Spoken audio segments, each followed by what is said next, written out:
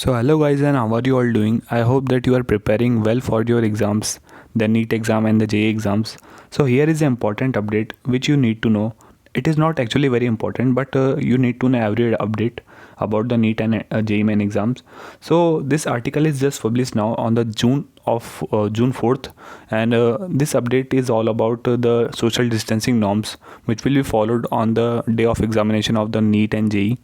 So this tells us about the social distancing, and the distance between two candidates will be increased actually, because previously there was no such social distancing, but it was said that previously 1 meter was kept between the two candidates in the examination hall, but actually the distance is now doubled.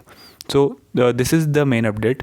And the secondly, this update tells us about the centers double. The centers have been doubled, as you might be knowing. 6,000 centers have been created.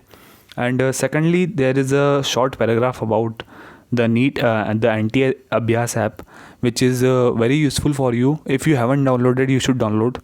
And it is also shown in this article that this anti Abhyas app has the fastest download, and it has actually 3 million downloads in first 24 hours.